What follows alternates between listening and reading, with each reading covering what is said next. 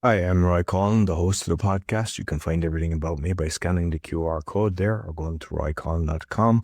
And you'll find my six podcasts, the Podfather, helping people become podcasters, the Awakening, exposing fraud and corruption, but with solutions, the Crypto, all things blockchain technology, Meditation podcast, Speaking podcast, and the Learn Polish podcast. You can also help the show by actually making a donation, visiting the store, or helping my sponsors. I hope you enjoyed this week's show. Welcome to the Meditation Podcast. You can find all our episodes on meditationpodcast.org. My guest today, he's a best-selling author of, if you're watching on Spotify, BitChute, YouTube, or Rumble, you see all the beautiful books behind him. And one was, I believe, translated into 16 languages and sold 500,000, which is incredible. We're also an entrepreneur, a motivational speaker, Canadian, but living in Japan. Please welcome Scott Allan. Well, thank you. And it's great to be here on the show. Yeah, no, I'm looking forward to this. I suppose let's get to know Scott a little bit first. Actually, you know what I'm going to do?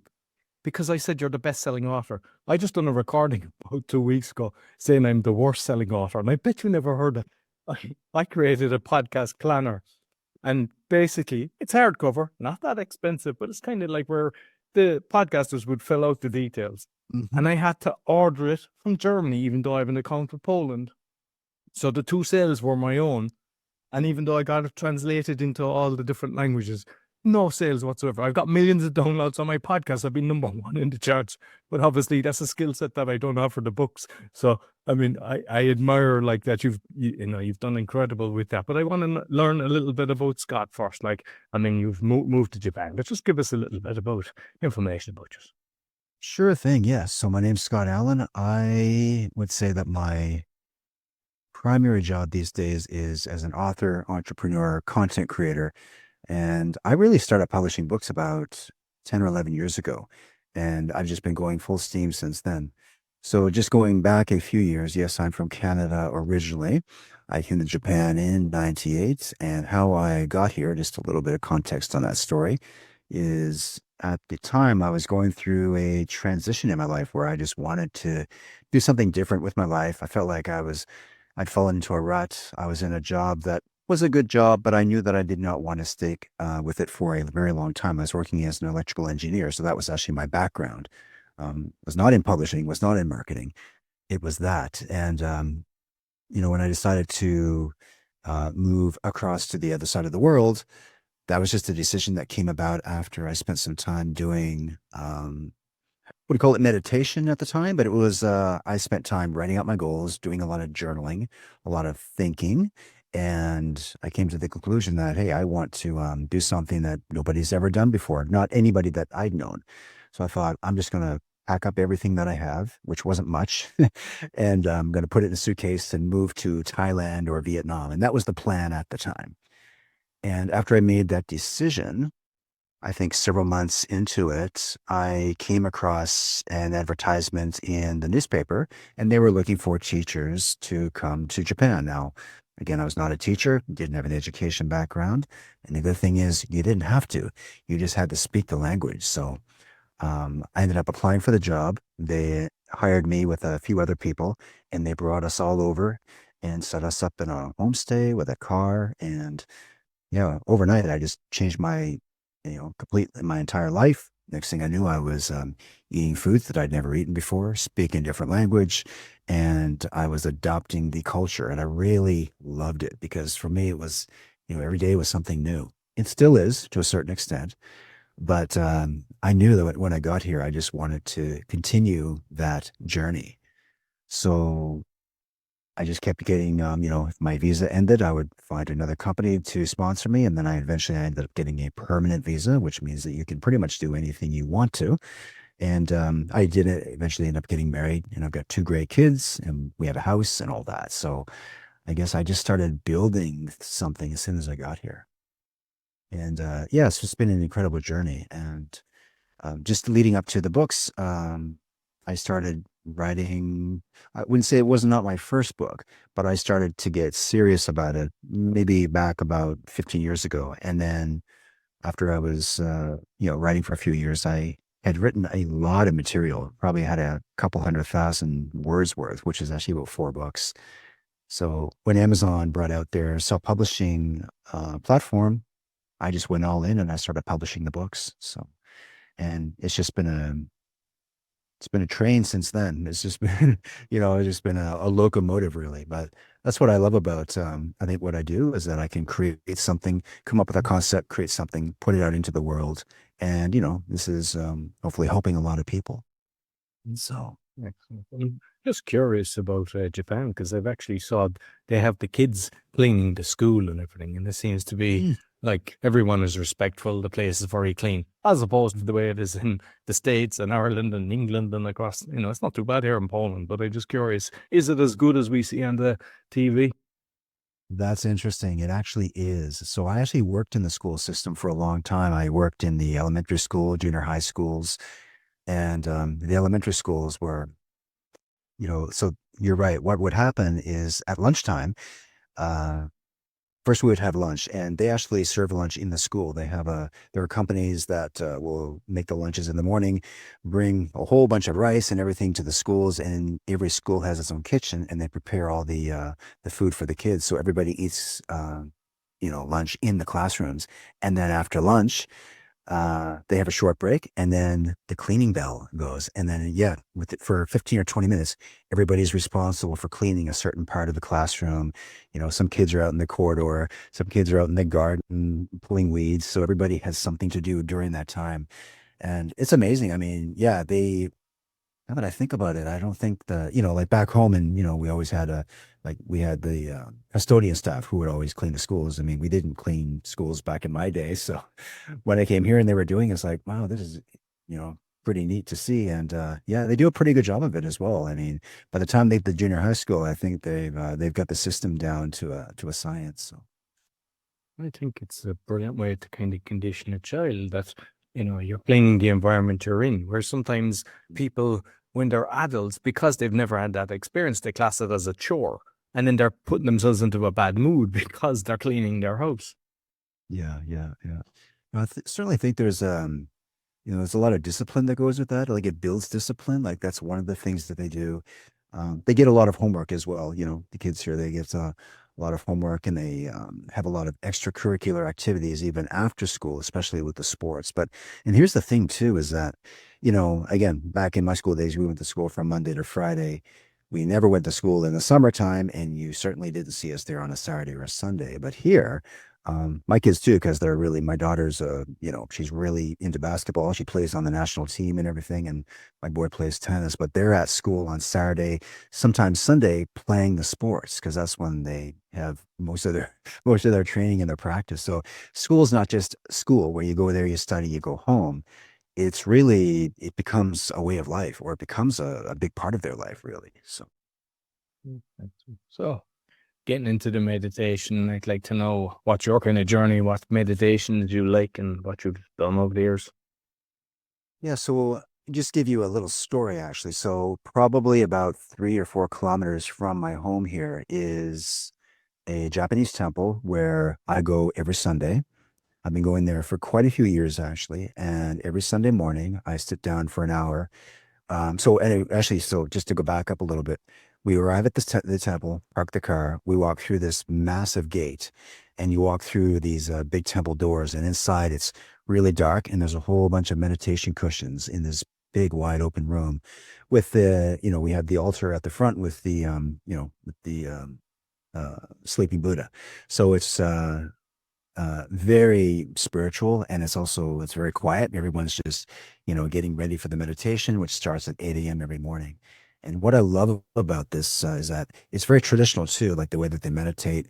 We sit on the cushion, we put our hands in the lotus position, and we'll go for about half an hour, take a short break. They'll actually get us up and do some stretching, and then we'll go for another half hour. So it's an hour. It's not a long time, but I think it's just the experience of that. And again, the Buddhist monks that are there are Japanese monks, and they've been doing this for 40 or 50 years, right? I mean, that is their lifestyle. So that's just something that really got me more deeper into the meditation. But I really started getting into it several years ago when I think I needed to at the time because I needed to clear my mind. And my mind was just, I had a lot of distraction, confusion. I always felt like my mind was not at peace. I wanted that. And I believed that I could have it. And how I arrived at that conclusion was really through learning through Joe Dispenza. And Joe Dispenza works with a lot of people, and he has events in the U.S. and he has like large meditation retreats, which I have not been to yet. I do intend to go there either this year or next year. But when I heard him talk about his meditation practice, I thought it was really powerful because his meditation practice is based on visualizing the future that you want so you can, not forget the past, but just leave it behind. Because a lot of people, we tend to live in the past a lot and we have regrets about the past and we're holding on to a lot of the old identities, the old stories and the things that when we're holding on to those things, they also, they live with us in the present, but they also become our future. So that's why it's hard for a lot of people to change because they're still holding on to a lot of the grudges and the decisions that they made or didn't make and the things that didn't work out and all those things. And what meditation taught me is to have a very calm mind. And not just my mind is calm, but my whole body is calm for the most part. Uh, and that was just something I never really thought was possible, but it actually is. And so I notice it when, I tend to talk really fast. I talk to a lot of people every day. So I have moments where, like my energy is really high. And then when I feel myself crashing, that's when I need to meditate to bring my energy back up. Not so that I can jump on a Zoom call and get more into the, conversation. 'Cause I do a lot of coaching and a lot of workshops and things like that. But the meditation to me is really like, that's what brings me back to my center. It's the center of my creativity, it's the center of my, the calmness, but it's also the center of, I think like the future that I am working to build. Every time I meditate, it's not just I'm not just clearing my mind away. I'm actually visualizing the future that I would like to have, whether it's like 6 months from now, a year from now, or 5 years from now. I go through this process in my meditation where sometimes it actually feels like I'm in lucid dreaming, which is something that I had not experienced before. But the deeper I went with it, there were times when I may have fallen asleep. That just still happened. And sometimes I'm lucid dreaming where I'm actually having these, visions of like talking to people. I'm not sleeping, but I'm in this, I can go pretty deep with it as well. And I think that comes with practice, but it also just comes with being able to, put yourself in a state of mind where you mentioned the flow earlier. And that's really what it is about is like being so focused on something and just being so calm within yourself that you'll eventually get down to like that, like it's like an inner flow. And sometimes an hour goes by, an hour and a half, and it feels like 10 minutes, because I'll actually set my timer for that. And, the timer will go off and it feels like 5 minutes passed. So I don't know. I think that's the measure maybe of a good meditation. But it's a little different from when I'm meditating with the monks. They don't practice it that way. Their philosophy is more like, you want to clear your mind and just by clearing your mind, you get more calm within yourself. And that works as well. I love the traditional method, but I also do the like for me it's creative visualization. And that's something that anybody can achieve that because sports, like sports people do, like sports athletes do this all the time. They will actually, I think, they will meditate or they will visualize training in a sport, and when they actually go to do it, they realize like, and tests have been done on this where they're Yeah, I think actually Dennis able to work Waitley better. was actually Yes. pushing that. He was getting great results by doing that. And he was into meditation as well. Yeah, yeah, yeah. So yeah, but yeah, it's certainly like a part of my daily routine. I don't necessarily have a time blocked out. Where's my meditation time? It's like, but I do it for 1 hour per day, and I'll do it like half hour in the morning, half hour in the evening, and then on days when I have more time, I'll actually go the full hour. So, but I don't like to, sometimes I set timers for it, but I don't like that if I'm having a really good session, then like a timer kind of brings you out of it, like Inception. But I like to just sit down and I'll just work on it until I feel like I'm ready to come out of it. But if you're having a really good one, you can lose track of time easily. So I'm just curious with your son and your daughter, is it something they've looked at you doing it and then they got involved, or is it that it's not for them yet? It's not for them yet, but I do talk to them about it. So at some stage, I'd like them to start meditation because I think that can't speak for all. My kids are teenagers now, but everyone's really busy and a little bit distracted, and with all the things that we can watch on social media and all that. And I think a lot of that stuff is really good, great, but um, it tends to, if you get too fixated on it, it can actually give you a lot of anxiety. And anxiety is just one of those things that comes up whenever you're feeling, I think, fear of the future, or when you're regretting the past, mostly fear of the future because you're worrying about things. And then to get rid of that anxiety, whenever I'm feeling anxiety, I know that I'm probably overwhelmed by the amount of tasks that I'm trying to do, doing too much work, focusing on too many things, and I just get really overwhelmed. And that's when meditation comes in. But here's the thing is that you want to just practice meditation as one of your, for me, it's a daily thing. It's just like, it's no different than like working out. I mean, I work out 3, 4, 5 times a week. I treat meditation as one of those practices that it's not one of those things I do when, I have extra time or I'm thinking, well, maybe I'll just sit down and do it right now. I do have to make it something that is very intentional as part of my routine, like brushing your teeth or taking a shower. Because I notice that when I don't do it, my day doesn't go as well. So it's one of the first things I'll do in the morning. Because I kick things off in the morning pretty early. I'll do 15, maybe 20 minutes of just, sitting down before the day starts, which for me is like 6 a.m. or 6:30.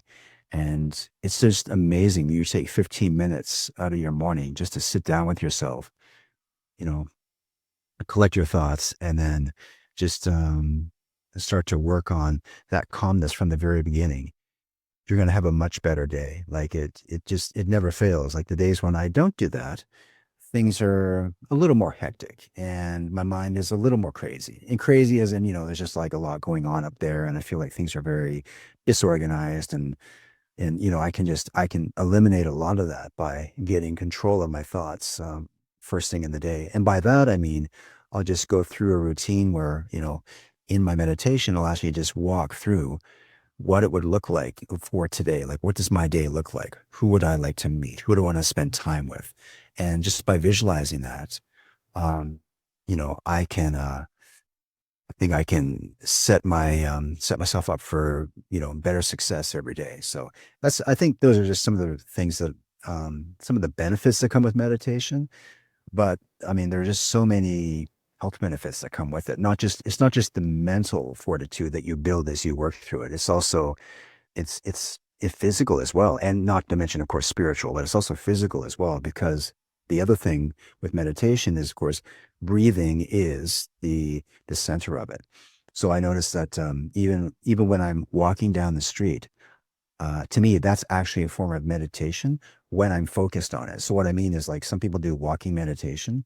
I think I didn't realize what that meant until I started doing it. But when I'm actually walking down the street and I start observing everything around me, the buildings, the people, the cars, the traffic, and when I start to breathe and focus on my breathing and taking in deep breaths and just to start to, observe the world, I feel like I'm really in that present moment and there's real energy there. So, walking meditation is something that I just love to do because you can do it no matter where you are. You don't have to just be sitting on a meditation cushion and, meditating. You can literally do it, when you're fully awake, walking. I'm not sure about running, but I do find it like when I'm walking and I'm in the zone or in the flow, there's just this energy that's just, I can just feel it surrounding me. And I just love that. So, No, I practice that all the time. I mean, that's something that I've been doing for years. But like the fairies, I mean, not just the youth, but 95% plus today.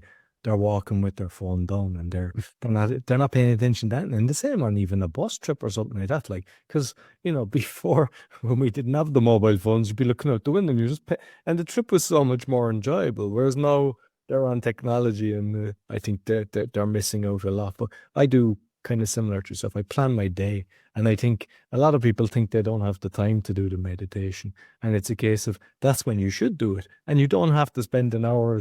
I mean, you could be like just a 10, 15 minutes, but that's how I do it. I like what you do. I visualize, okay, what would I like to actually achieve today? How would I like to go?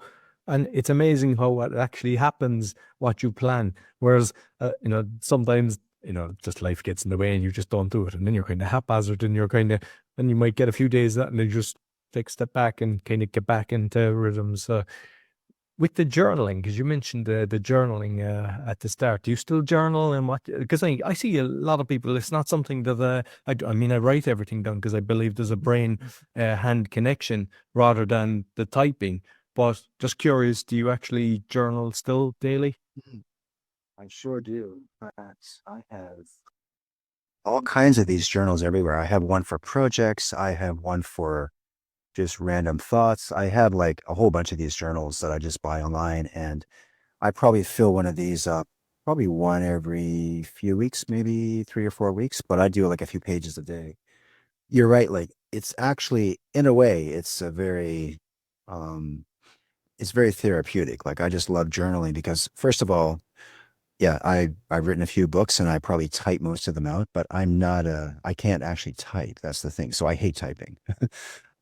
Sometimes I'll speak out my content, but when it comes to journaling, first of all, nobody's reading the journals. I'm not publishing them. So I'm able to just free flow with my writing. And it's a great way to, yes, get your thoughts and your ideas down on paper. So I journal everything. Sometimes I'll do mind maps in my journals and, outlines for new projects or new books and things like that. But that's actually another part of my routine every day. I'll spend 15 minutes a day or just doing 3 pages a day, which I think I got from Julia Cameron's book, The Artist's Way, one of my favorite books, and she talks about the morning pages. So I've just been following that, for most days. So yeah, I would definitely say so if you're doing journaling, you're doing 15 minutes of meditation, 15 to 30 minutes of that, and you're focusing on you're practicing deep breathing. I mean, those three things right there are just going to make you have an amazing day, no matter what happens.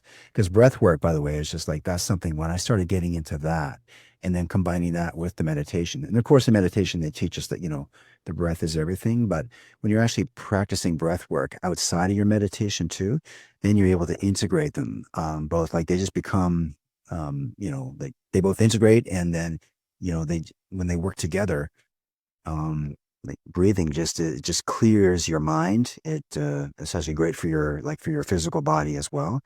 And those are two things that I definitely do in addition to the journaling. So I'm just curious, with your journaling, I mean, obviously, if you have a project and a specific, you're going back.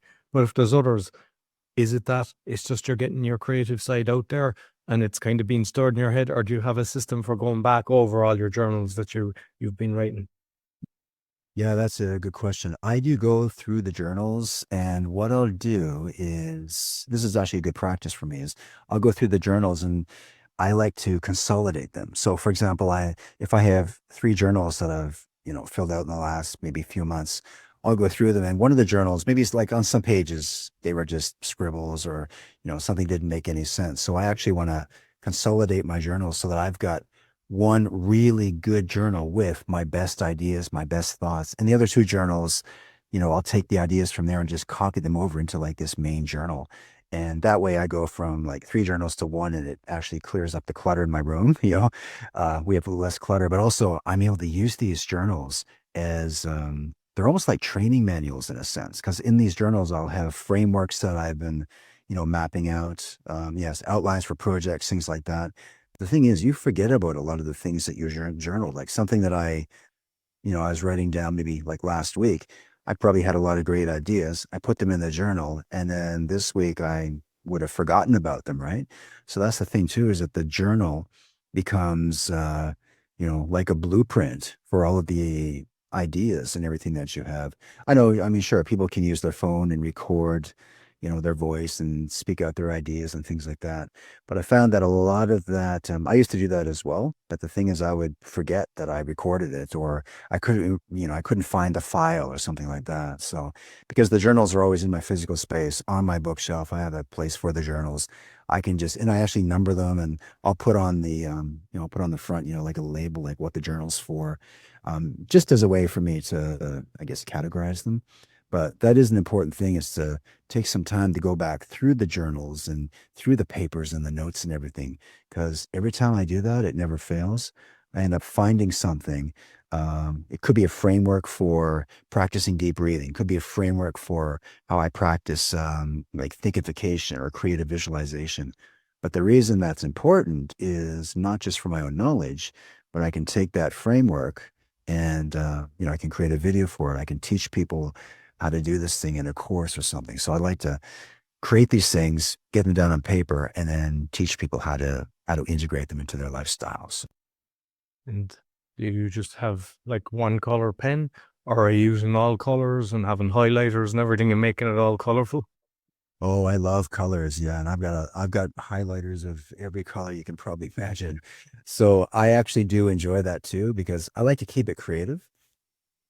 So I have different colored pens, highlighters, and in addition to the journaling, by the way, just one other thing I do is mind mapping. So up on my wall, I've got like a lot of sticky notes, a lot of ideas up on there as well. And I usually will take some of those ideas and like something on a sticky note, an idea that I had, I'll take that off, and that may be something that I'm going to journal for the day. Sometimes that actually turns into a book idea, and the book idea turns into a published book maybe a few months later. So, Mm. So, I mean, we mentioned the books at the start. So, like, what was your kind of journey? And also, I'd like to know your kind of creative writing process as well. yeah. All right. So just going back a few years back when, say, I probably started writing again back in 2008, 2009, just to give you some context on that. When I first came to Japan, I started working in a company that would dispatch us out to Japanese companies. And my job at that time was to, yes, we were teaching English, teaching business English. Sometimes I would go to, like, one day it could be Toyota, another day it could be a milk company. And I was always going to like these different factories or companies. And that was actually, I love doing that, because when you go to a company here in Japan, like the grounds are so clean. Like like you go into onto the company grounds, park your car, and everything is just like spick and span. Like you won't find any garbage. They got everything, like all the grasses, has been manicured, and all the gardens and everything like that. And then you go into into the company itself. And I would end up going to all these companies all the time. And I would teach their employees how to, like, when they went overseas on business trips, how to integrate with the culture, how to communicate, of course, was communication was the number one thing that we were teaching. But we also had to teach them what are like some of the cultural obstacles and things like that. Because a lot of these people were, like the Japanese business people were traveling overseas. Sometimes they were living over there. So, my job was to actually get them ready for that journey. Anyway, I did that for a very long time, but I did start my publishing journey was about 12 or 13 years ago. And at the time, I probably started out just writing out everything, like again, in journals and notebooks and everything. I had a computer, but I mean, like I said, I wasn't very good at typing, so I would just write everything out longhand, which is the long way. I don't do that these days, but I would write everything out longhand, and then I would, type it into the computer. But to be honest, doing it that way, when I look back now, it actually made me a pretty good writer. And I think something you had mentioned earlier, just like, when you're putting pen to paper, there's definitely something that connects you to that creativity. Like I don't feel the same way when I'm typing things up. It just feels very, I don't know, I just feel like an office worker. Actually, I don't actually like, typing very much. So I try to speak it out as much as I can. But for the most part, I like to, still write things down, making lists all the time. But yeah, I would say that, once I started to develop a system for that, I realized that, okay, if, because I like writing, but I actually love publishing. I love putting books out there and, getting feedback from people and seeing how the content actually helps people. So my process for writing though is, very basic. I don't have any fancy writing software. I use Word Doc or Google Docs. And I spend 2 hours a day. I've got a content creation block. I block that into my calendar. During that time, my goal is to write 1,000 words. Sometimes I can do more, and sometimes it's a bit less, but my goal is 1,000 words a day because it really is a numbers game. If you can do this, maybe not every day, but let's just say 5 days a week, you get 5,000 words per week, you get 20,000 words per month. You've got the rough draft of a book in about a month and a half, maybe 2 months. Right? So that's really just my process for that. I am experimenting with, a lot of the AI tools these days have been very helpful. Not using them to write the material. I'm still doing that, but I'm certainly using the AI materials such as ChatGPT, a couple of others, for doing the proofreading and the outlining of the books as well. Which I would spend a long time mapping out a book. Doing a mind map, with sticky notes and stuff like that. And although that was fun to do, it really took a long time. Like, I spent a week or 2 weeks outlining everything for a book, and now I can do it in maybe an hour. So, with the AI software, that's really sped things up for me. And moving forward, who knows where that's going to go with AI? But it just keeps getting better and better in terms of like helping me to build out better systems, which improves our productivity. And that way we can, I can probably produce more books a year. I think last year I may have published 4 books, maybe 5. And this year, I think we've already done, it's May. I think I've published 2, maybe we got a third book coming out next month, and I'll probably end up doing about 6 this year. But my target's usually 6 per year, I think, moving forward. And again, just it's hard for me to slow down. Like once I start, once I get the, moving on a project, I'll come up with a new book idea about probably once a week. And right away, the first thing I'll do is just outline it. I'll keep the outline somewhere, knowing that I'm going to go back later. I've got a folder in Google Docs, and I just keep all my, ideas and outlines there. And then when I need something, I just go in and pull it out of there. And, we start the writing process. And I can probably put together a rough draft these days in about 3, maybe 4 weeks. So. Mm. Like you mentioned, kind of Amazon was doing the self-publishing. So have you just stuck with the self-publishing? Because I mean, 500,000 sales is incredible, and very few self-publishers, like when you self-publish, can achieve that. So did you stick with the self-publishing model? Good question. So what happened is, yeah, I started with self-publishing. I'm still self-publishing, but what ended up happening, and this does happen too, it depends on the genre that you're writing. I mean, my books are all self-help personal development. So these books do really well in international markets like Japan, Korea, China, Thailand. I mean, you name it. Like there are international publishing houses that want those kinds of books. They want to translate them because they're very popular in, not just in the US and Canada, but outside of that. So anyway, what happened is the book that was published in 16, soon to be 17 languages is Do the Hard Things First. I do have other books that have like been published in 4 or 5, maybe 6 languages. And so what ended up happening, and it's actually at least once a week, even now, I get a request from a publisher, whether they're in Thailand or Vietnam or it could be Germany. They want to buy the rights to a book or several books, actually. So what's been happening is, yeah, we've ended up securing maybe 20 plus contracts, I think, with international publishers. And they basically will, they will buy the rights to the book for that country, for that language only. So, for example, if the Thai publisher buys it, they're just buying it for like one publisher can buy one book for that language in that country. And once they buy it, they've got the rights for maybe 5 to 7 years, depending on the contract. But the great thing is that they do all the translations, they handle all the marketing and everything. So that's really good because when you're self-publishing your own material, there's a lot of work that goes into marketing, and you have to learn the skills for that as well, which, I've spent, yeah, probably I put in the 10,000 hours required to do that. But the thing is, like, there's always something to learn when you're self-publishing. The one thing I love about it though, is that it's helped me build really, I think, like, powerful skills for, not just publishing material, but, it's given me a lot of insight into, like, market trends and, like, launching products in the marketplace and that kind of thing.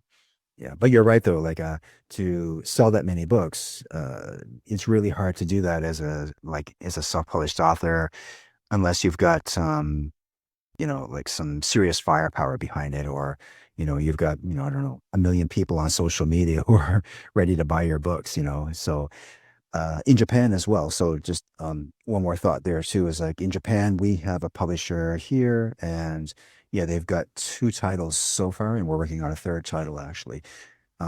That was a really, interesting journey as well, because to get published in Japan, I think, that was really, really tough to get that contract. But what happened is that, I got contacted probably about 4 or 5 years ago by an agent in Japan who worked for one of the bigger publishers. And again, this is usually how it happens. Like, someone, will reach out to me and like via email and just say, "Oh, we saw your book in the marketplace. We want to buy it." And then, that kind of starts the, I guess, the negotiations or the process for, getting, the books published in other languages. But the thing is like, once you get your book into another language, um, it really doubles your, visibility in the marketplace. And then what happens is, let's say someone in Thailand picks up your book, like a publisher in Thailand, which I have three publishers there now. I've got two in China. And what happens is that eventually, your name and your books end up on a catalog that they all share. And apparently, if, you get enough publishers on board, soon it went from like two publishers to five to 10. And then it just started to really accelerate from last year, I think. But the thing is like, it wasn't something that was planned, right? I just kept putting out books, and that's just my thing, is like, I will self-publish. Like, all my books are really self-published, to begin with, with my publishing company. But, we just put out a new book, I think it was last week actually. And I think it was the day after the book launched, I was already getting emails from publishers who wanted to, publish it in India and, a couple of other countries. So that was just last week. So, it's really interesting. I think it's really interesting too, because the one of the big I think the big dream is to be able to go to any country in the world, walk into a bookstore and see your books there. Like, that's actually happened in Japan. That was a dream at one time, and, now I can actually walk into the bookstores and find my books there. They're not flying off the shelves per se, but they're still out front and they're doing really well. So, but, that's the thing too, is like, just, I never stop once the project is, complete. I'm usually moving on to the next one. And I do have I have a small team that I've hired to bring in, and I taught them my publishing system. So, I've got somebody who's, working on marketing in the background, and someone else who's, uh, you know,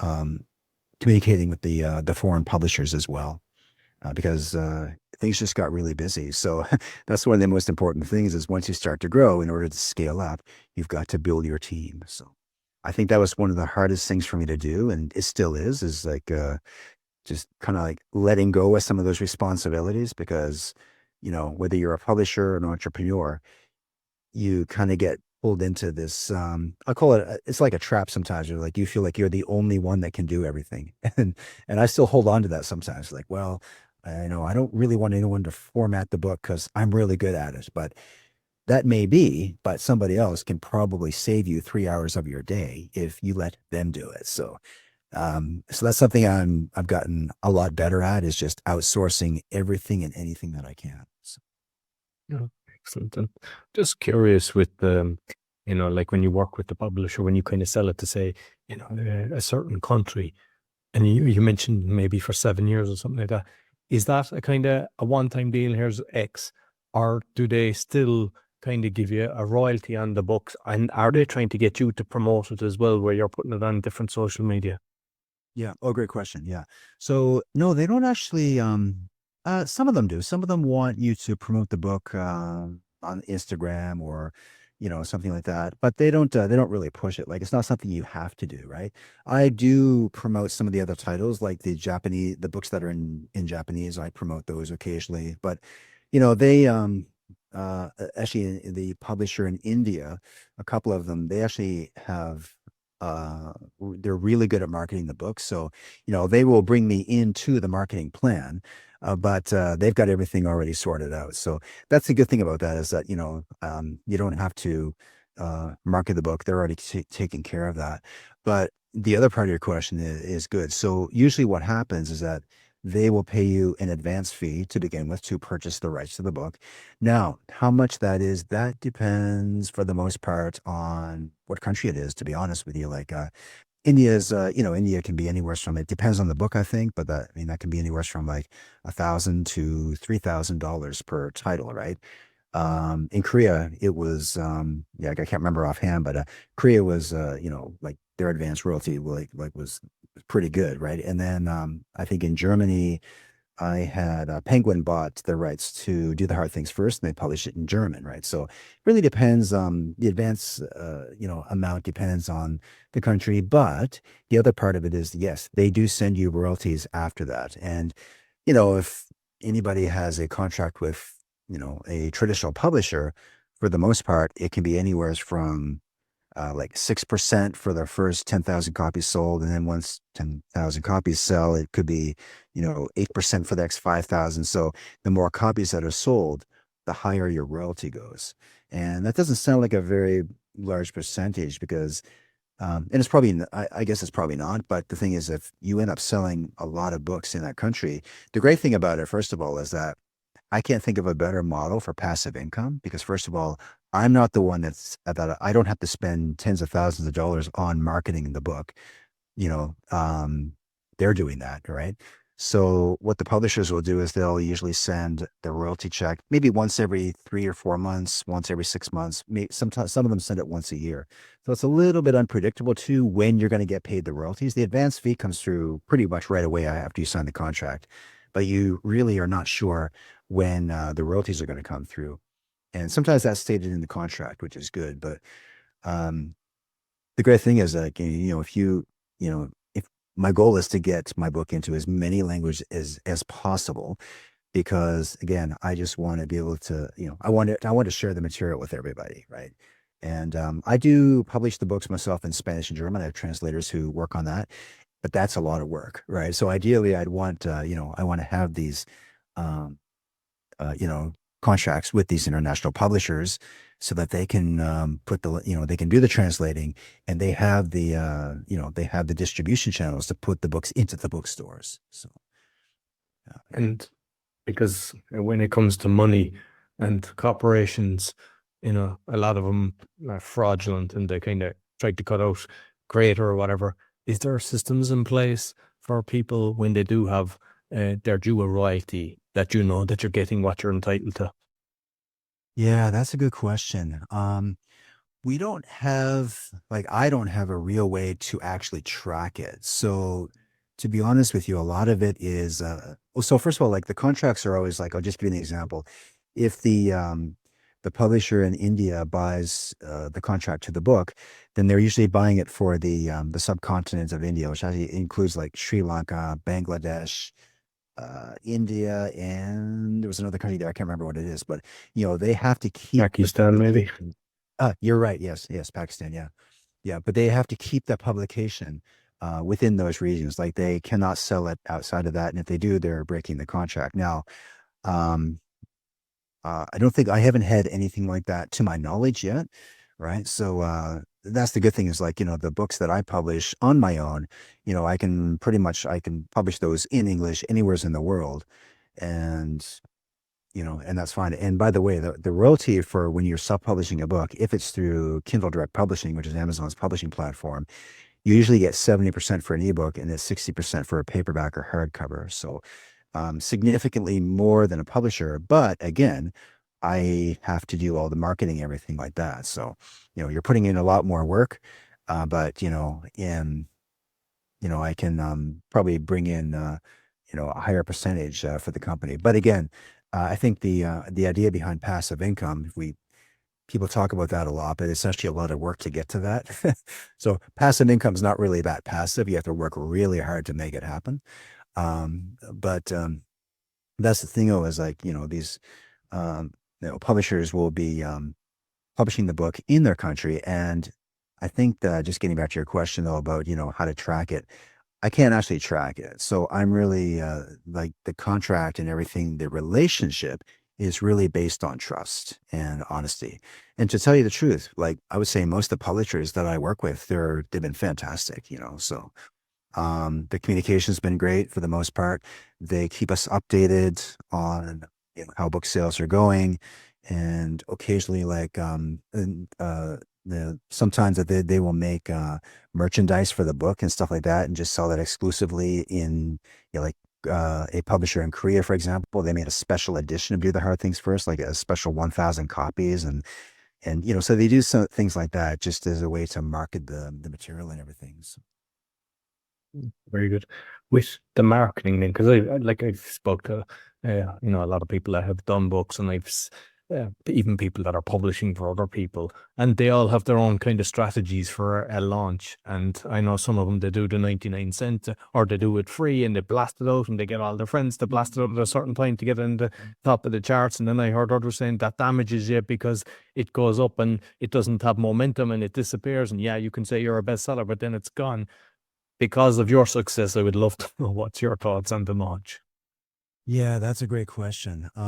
Yeah, I just launched a book, actually, and I mean, I guess I'm always launching a book, but so, okay, I'm going to start with the 99-cent book launch model. This was really something this started with self-publishing, actually. This was not a model like traditional publishers do not publish books this way. Traditional publishers will actually launch the ebook. It can be anywhere from $7 to $15. I mean, traditionally, like, we try to keep the price under $10 because you get a higher percentage. If the book is between $3 and $10, you get 70%. When you charge more than that, you actually drop back down to 35%.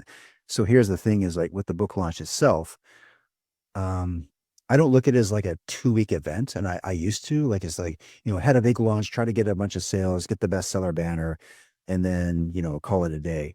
I look at each book as a pillar in my business, right? And I do get a bestseller banner for every book. It's not a big deal, to be honest with you. And I think, like, yeah, a lot of publishers will sell that because maybe they're trying to, sell a service, and that actually is a big selling point. The thing is, it's not that hard to get a best-selling book on Amazon. You just have to sell a certain number of books in a certain category, which could be anywhere from 5 books or 500, per day, right? So, to be honest with you, I don't really pay much attention to that anymore. And I try not to chase the rankings. Like, that's another thing that happens to a lot of people, is they get on the store and on Amazon or some other site, and they try to check their rankings. And to me, that just it just drives me a little bit crazy, because if the rankings are really good, I'm feeling good. And when it's not good, I'm feeling bad. So what I just focus on is getting the book into, like, first of all, we get into as many formats as we can. Of course, ebook, paperback, hardcover, definitely audiobooks as well. And then I focus on right away, like, okay, what other languages can we get this in? And I just look at ways to take that one book, and if I can get it into 10 languages in the first year, I've just 10x my productivity. Like, I've got 10 times more products in the marketplace. And that's, like, if you think of it over the course of the long term, maybe the next year, 5 years, 10 years even, next thing you know, people are seeing your books everywhere. And that was actually, that to me, that's my focus, is really just I want to be out there in front of people, teaching them the frameworks, getting the books into as many languages as possible. So for me, like, launching that book in the first 30 days, I'll put, of course, I have an email list that I'll tell them the book is out. A lot of people on that email list. I think we're up to 20, 30,000 people. Like, maybe we'll have 15 to 25% of the people will buy the book from that list. It depends on the book, I think. Um, and then, of course, my social media platforms, we've been building that out more, so that's getting stronger as well. But I have a certain, I think, methodology to launching it. I don't do free, by the way. I used to do it way back in the day. Um, I don't give books away for free.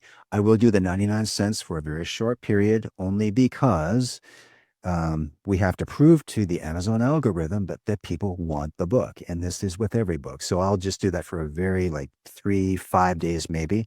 But after that, I've taken, most ebooks are, anywhere from like, I don't know, $3.99 to $9.99 actually. And we've just been increasing our prices instead of trying to, play this game of, I don't know, competition or like, as soon as you start to cut your prices and you try to beat the other guy, now it's like a race to the bottom. So I've taken it to the other way where I'm going to charge $7 to $9.99 for my ebooks. Paperbacks are, $14 to $17, and the pricing really is important. But you may notice that, your ranks may start to drop in the store. And that's just something that you have to, I think for me, it's just like, that's fine. I'd rather sell less books and have my books priced higher because I think that the higher people perceive it as higher value. Um, and I think I got this from maybe Seth Godin, like Seth Godin is just a brilliant marketer.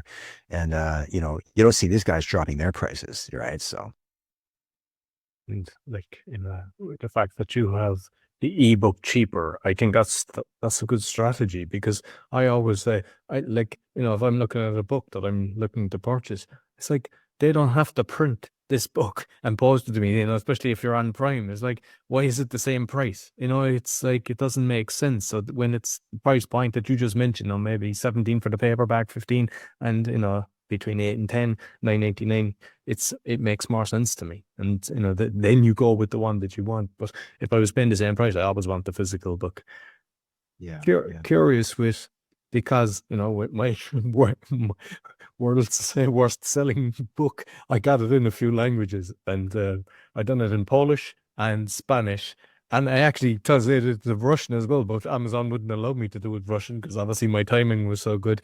And what was weird was I wasn't doing it. I had somebody that was working with me doing it, but we had like the graphic, and it was the exact same, only just the text was translated, and then they were rejecting it, and we had so much hassle. It was the exact same thing. I'm just curious, is it just me that they don't like, or is that, have you experienced that as well? When you've the exact same thing, but just the language has changed?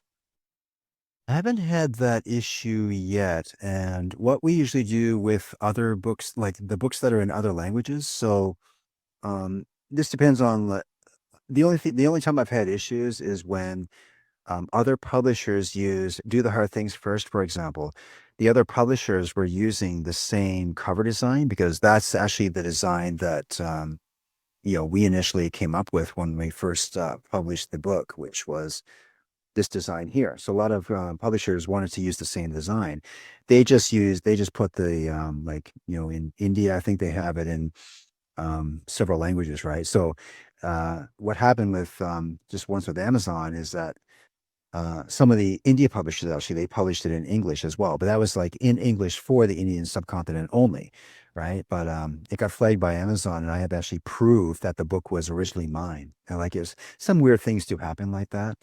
I haven't had the situation that you just mentioned, but the thing is like you never really know what's going to happen when you put something out on Amazon because I've had people rip off my other covers. I've had them rip off content.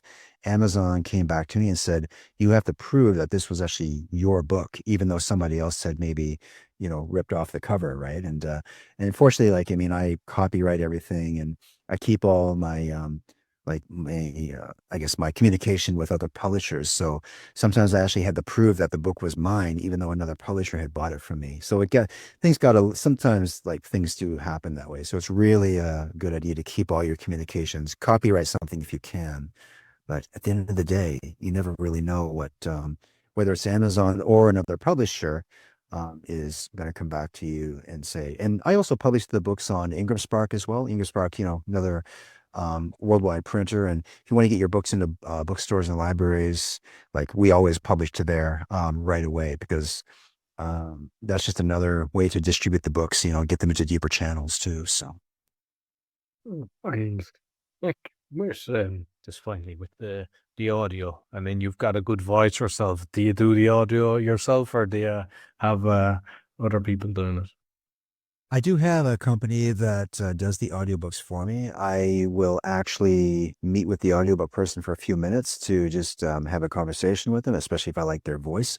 The reason that I've done a couple of my own books, the reason I don't do them all is probably just because of time. it's a time intensive activity actually. And so I just got away from that. And, to be honest, nobody's ever come back and said, oh, I just listened to your audiobook and, oh, I noticed it wasn't you, so I didn't like it. I've never had any feedback like that. But I do hire it out to another company again, just because of, they can cut the audiobook in about like a week or two, and again, because I need to be over here working on something else while other people are putting together, this person is doing the formatting. My cover designer is doing like one or two cover designs. And, I have a graphics designer who's building out graphics for social media. So I've always got to be, communicating with everybody to get all the pieces into play, so that we can like launch a book or whether we're working on a course or whatever it is. And I'm usually focused on, how can we, of course, get the book into into more markets. So I actually will spend, not my virtual assistant myself. I will communicate with a lot of the publishers on my own end just because I feel it's great for building those relationships. And do you take other people and do the same for them, or do you just stick with your own mark? No, actually, I do a lot of coaching, actually, and I coach other people through this system as well. So a lot of people who actually want to publish their books and market their books as well. So and I work with another company for this as well, like subpublishing.com. And that's what we do is we sell publishing packages. We put people through the program. I coach people through, how to, yes, launch their book, market their book. And that's probably a different part of my business. But my publishing company is like exclusively just publishing the material that I think can, like I always start with, the question that I always ask myself beginning of every day is, what can I do today? What can I create today that's going to help people to get them unstuck, move them forward? Because that's always, whenever I get stuck, it's always like, okay, I'm stuck in a situation. Maybe it's a problem I have to solve, or it's something it's an obstacle that I have to remove. What can I do to start moving forward? Like, what's the next step?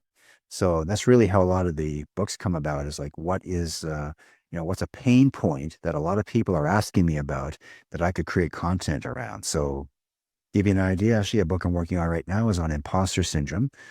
That's a big topic with a lot of people because a lot of people experience that. So I wanted to create a book around that. And that's actually going to be probably book number 5 or 6 in the Do the Hard Things First series. We're probably going to launch it in a few months, but that's usually just like part of the creative process is like coming up with those ideas, building out a framework for it, and then just writing the contents. And I know you mentioned is it selfpublishing.com was your Correct. Yes. yeah, so I'd watched a video of you, and I don't know, is it a co-founder or something, but it was a fantastic interview. And I mean, same thing, you're very generous with the information that you give out, because sometimes people are holding it to their heart. But there's a book that you can get on that, and you just kind of pay for the shipping. So I've already ordered that, because it was, to be honest, one of the best videos that I've listened, because there's a lot of people out there kind of telling you to do this, that, the other. But I mean, there's not many people that have got 500,000 in sales, and I see that you've got a lot of the clients as well that have done very well. So yeah, no, brilliant. So you might let people know where they can find you, Scott. Yes, for sure. Yeah. So people can go to scottallanbooks.com. That is our Shopify store, or they can go to scottallanpublishing.com. And on the Shopify store is where we're actually selling the books directly and shipping them worldwide. But on the publishing site, it's just for the blog. I actually set that up for foreign publishers, so they can go there and just check out which books are available for other languages. But yeah, you can go there and you can download a chapter of Do the Hard Things First. We've got a free chapter we're giving away for the book there, and you can also enroll in the 14-day email course too. So Thanks. and of course, they can always go to Amazon. They've got a lot of books on there too. So you can just plug in Scott Allan Author or Scott Allan Books. I'll make sure I'll put the links both on the audio and the video. Thank you very much, Scott. Thank you.